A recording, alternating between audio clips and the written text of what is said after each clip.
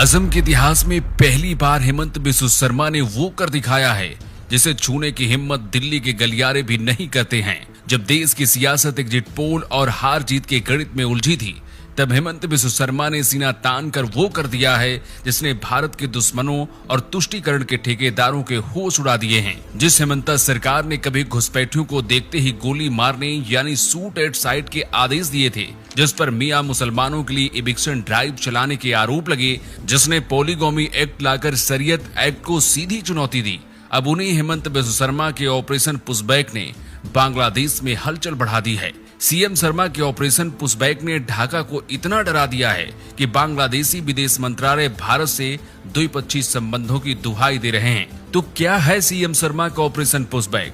क्या यह घुसपैठियों को टारगेट करने के लिए है या फिर असमिया अस्मिता को बचाने की आखिरी कोशिश है? और क्यों सीएम शर्मा के एक बयान की गूंज ढाका तक सुनाई दे रही है?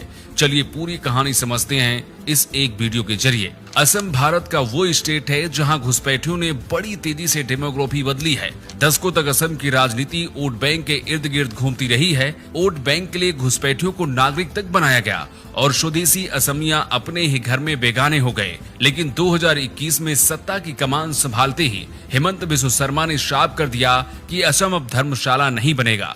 सरकार में आते ही उन्होंने वो कर दिया जो शायद नामुमकिन था। पहले घुसपैठियों को देखते ही गोली मारने का आदेश दिया, फिर 24 घंटे के भीतर घुसपैठियों को देश छोड़ने का अल्टीमेटम दिया और फिर ऑपरेशन पुशबैक।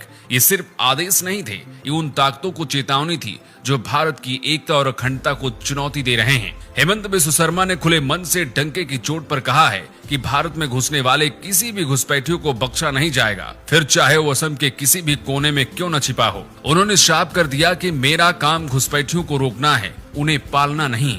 उन्होंने तिकुनिया का उदाहरण देते हुए बताया कि कैसे हिंदू अपनी जमीनें बेचकर और मियां मुसलमान उन्हें खरीदकर डेमोग्राफी बदल रहे हैं। अगर आज हम अपनी जमीन के लिए नहीं लड़े तो हमारी अगली नस्लें कहां जाएंगी? सीएम शर्मा के यही कड़े फैसले और बयान है जिसने बांग्लादेश को बेचैन कर दिया है। आज बांग्लादेश भारत को संबंधों की दुहाई दे रहा है, लेकिन जब इसी बांग्लादेश में हिंदुओं पर हमले होते हैं तब कूटनीति कहां सो जाती है? चुनावी नतीजों से ठीक पहले इस ऑपरेशन पुशबैक ने देश की राजनीति में एक नया नैरेटिव सेट कर दिया है।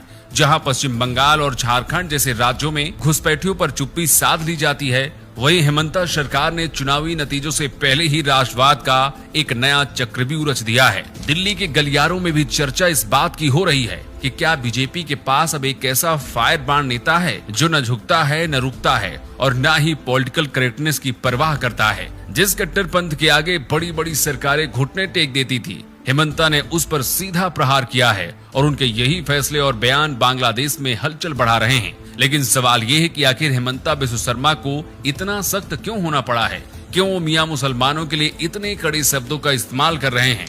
इसका जवाब छुपा है असम के उन आंकड़ों में जिनसे अब तक की सरकारों ने आंखें मूंद रखी थी। दरअसल सीएम शर्मा का दावा है कि असम की 35 से 40% आबादी अब पूर्वी बंगाल मूल के लोगों की हो चुकी है।